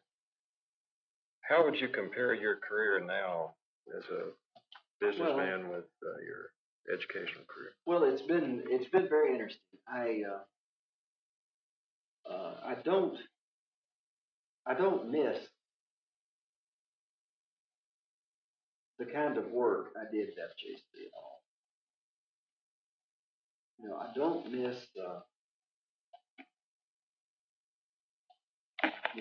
everything, all of the bureaucracy, the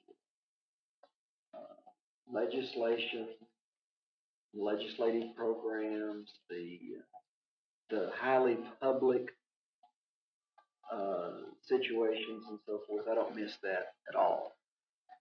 I have had really at least as much or more opportunity to interact with college students. I'm on the board of a college, and I know lots of college students. Always enjoy being around them. The year I spent at Union College, I spent a lot of time with students, and that was awfully satisfying. And so I enjoyed the people, enjoy the students. What board are you on? Southern College. And you really probably have more contact now than I know lots of college students now. See, that was one of the disadvantages of FJC. You just didn't really get to know them. I got to know several of the students real well in the corrals, that were active in track or corrals or activities or something of that nature. I got to know. But the general student, I just didn't have much contact with. And I enjoy that. So overall, when you're saying overall, do I miss the college presidency? No. No, I have no desire to ever be one. Though I feel I'm very happy that I had that opportunity in my life, and I feel very successful and gratified by what I was able to do. And after all, I spent 14 and a half years in the seat, in the chair. That's a long time. That could be close to a record. Yeah, that's a long time, and I'm very, very proud of that, and enjoyed it, very much. I continued on with some of my things. I continued to be chairman. I did. I'm not now, but I went off as chairman of the board of visitors for the Community College of the Air Force. They let me out, gave me a medal. They did? I have a medal from the Air Force for doing that. Are you a veteran? You're not a veteran. No. Yeah. What would you? What the question? I'm kind of asking a spin-off of this, but I guess what did you learn as president that has helped you in industry? industry. Okay. Management is, there are very basic management theory and management concepts, are fairly universal and pervasive. In industry, you're able to focus more directly on results, and you spend more time describing outcomes. Now, remember, we're awfully interested in outcomes in education now, but we spend a lot more time in industry describing how things are going to look when they're finished, and you do your best job as you're able to bring people along with you in understanding, how things are. It's kind of like, all the books you read about management, and reinventing the corporation, Nesbitt books and all that stuff. Mm-hmm. There's a lot of very useful things in those books, but it basically gets down to the focus. And if you focus on results or outcomes, and you get everybody to agree and see what those are, and in industry, it's a lot easier to get people to agree to it because their focus is more direct. In an educational institution,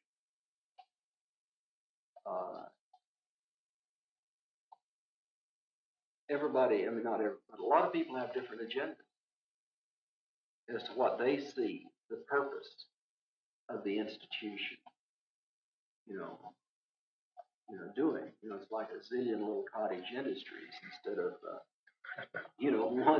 one focused thing, and everybody has their own agenda. And it's difficult to capture the spirit, the minds, the people toward overall goals. So I could see that happen occasionally at FJC. Felt good about it. But in industry, people come on.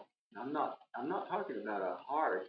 I've not done anything in industry as head of a corporation, or not done anything any more hard-hearted in dealings than you would at FJC.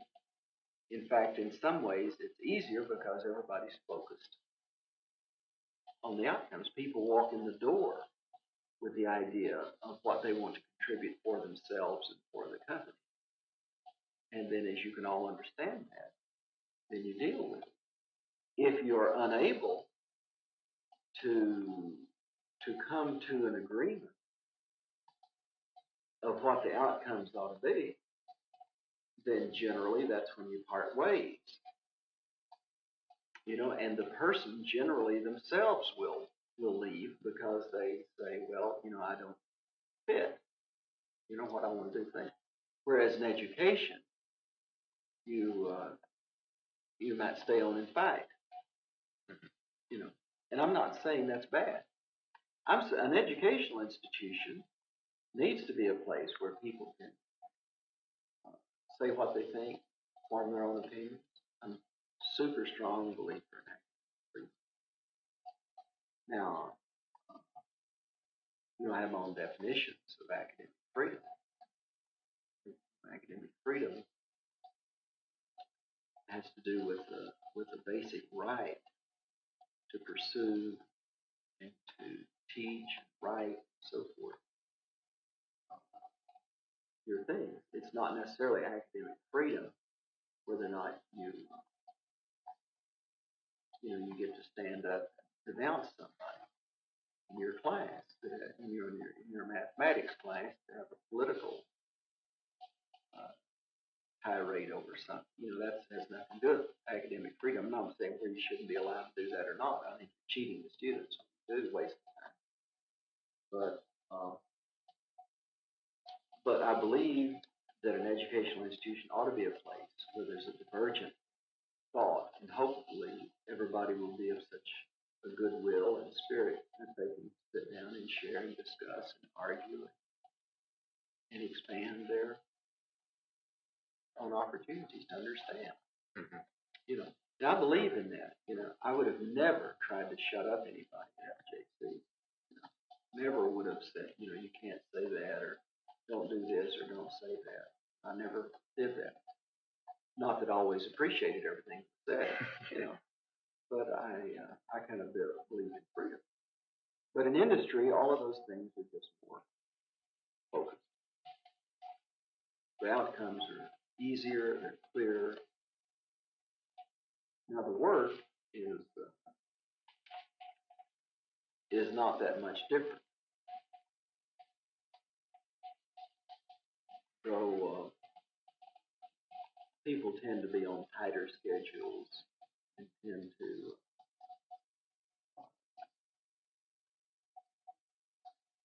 again, be on a common agenda. Now I'll say this: I didn't have to work any harder.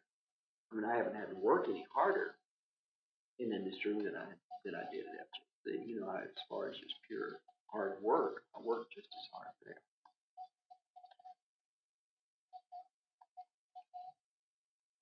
And as far as the old,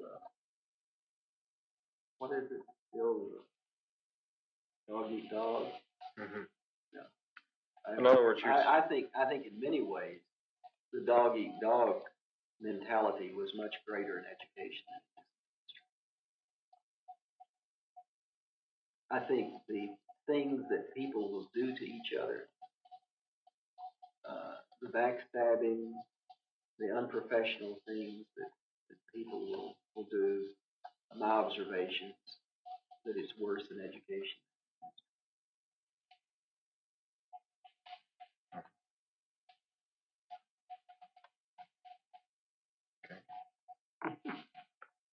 Yeah.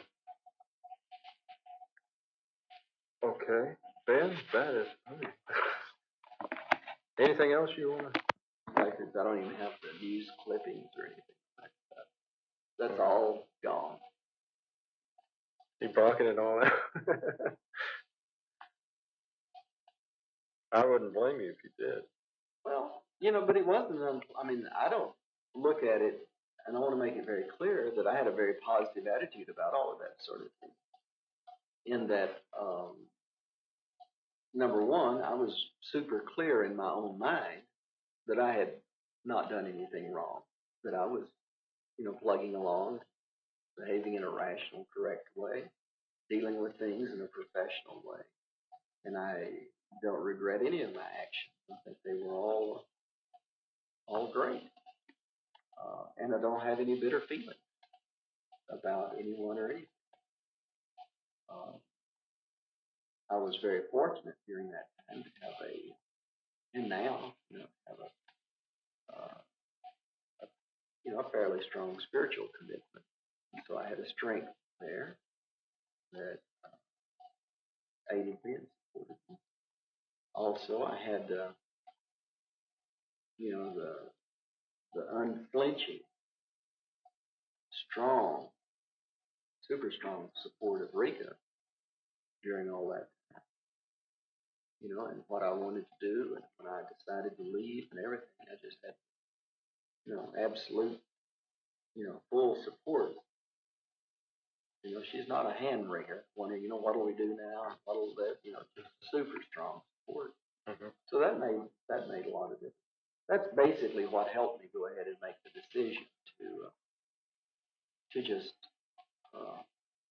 step away from the situation, and that's basically what I did. I didn't think it would be harmful to the college for me to do that, and I thought it would not be harmful to myself nor to anyone else. So I did it. How do you spell Rika's name? R-E-I-K. Oh, I had it right. R-E-I-K-A. Okay. And you all have been married since 32 years.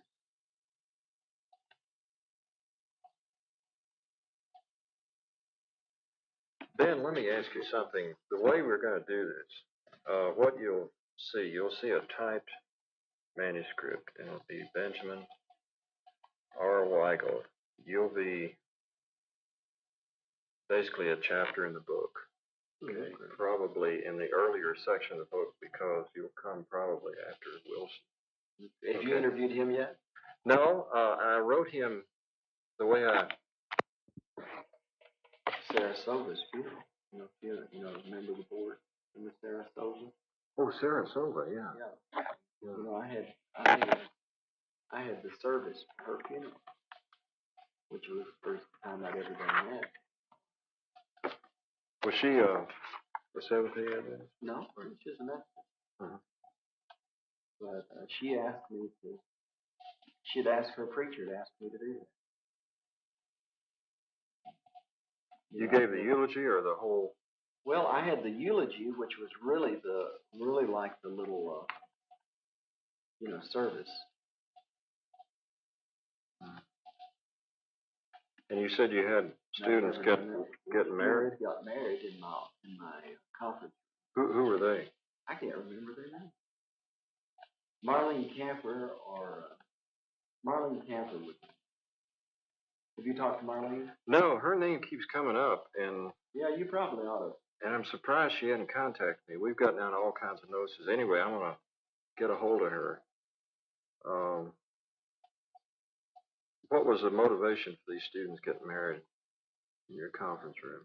Did they know you personally? Or yeah, she was a student aide, and they just knew us, and they liked us, and she just really didn't have a place to get married. They wanted to get married. They didn't want to have a home wedding, didn't want to have a church wedding. I don't think they could financially, afford it. And so we just had a little wedding and a little service there and a little reception for them. We, got cookies and cake and decorations, flowers and stuff. Had a little wedding for them there in the conference room. Was that during the work week, or was that during the? No, I think it's one of the afternoons. A little wedding there in the office. At Cumberland, the little White House. Yeah. Cumberland.